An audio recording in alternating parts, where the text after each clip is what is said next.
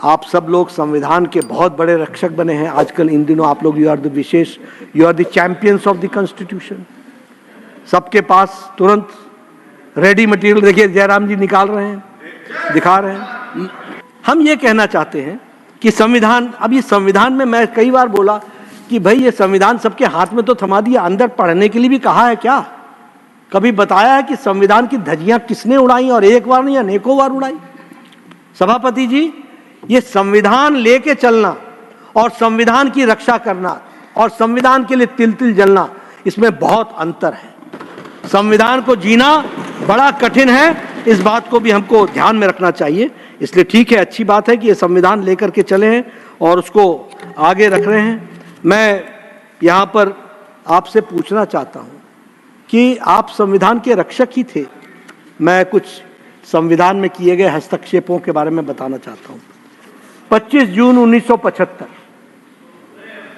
जब जयप्रकाश नारायण के आंदोलन के दौरान जब इलाहाबाद हाई कोर्ट ने इंदिरा गांधी जी को चुनाव को गलत बताते हुए रद्द किया था, तो इंदिरा गांधी जी ने 25 जून 1975 को आपातकाल इमरजेंसी थोप कर लोकतंत्र की हत्या की।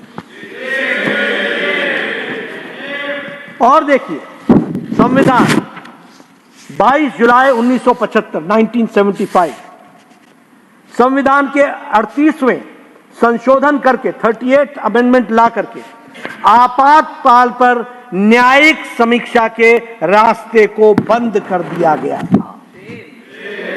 ये डॉक्टर अंबेडकर की दुहाई देते हैं। ये मुझे देखिए, इनके नेता जो, अब उनके बारे में मैं कहना नहीं चाहता हूं, उन्होंने पढ़ाई लिखाई कितनी की होगी मुझे मालूम नहीं, लेकिन ये तो एल्डर हाउस है, ये तो पढ़े लिखे हैं, संविधान को लेकर के घूम रहे हैं। ये मुझे बताएं कि 38वां संशोधन किस लिए लाए थे? इसलिए लाए थे कि भारत के जनमानस के गले को बांध दिया जाए, रोक दिया जाए, उनके जवान को रोक दिया जाए। इस बात के लिए आप लेकर के आए थे।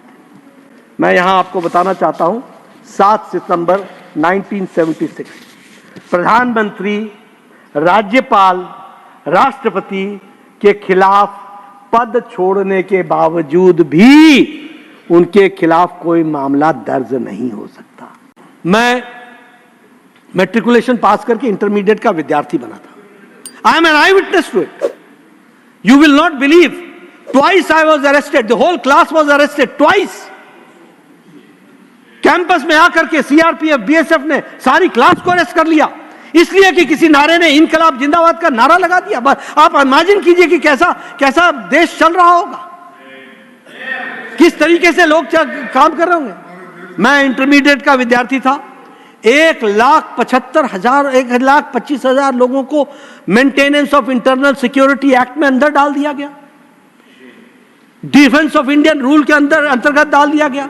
और जो आप आरएसएस की बात बोल रहे हैं, ये आरएसएस के लोग ही थे और ये जनसंघ के लोग थे जिनकी संख्या 75,000 से ज्यादा थी, जो 19 महीने जेल में रह करके आए, हमारे परिवार और हमारे रिश्तेदार रह करके आए। ये हम आपको बताना चाहते हैं। लेकिन वो झुके नहीं, वो खड़े रहे और उनके चलते आज हमें ये आजादी मिली है। आपके चलते नहीं मिली है, ये याद रखिएगा। वो उनके कारण मिली है। और आज हम और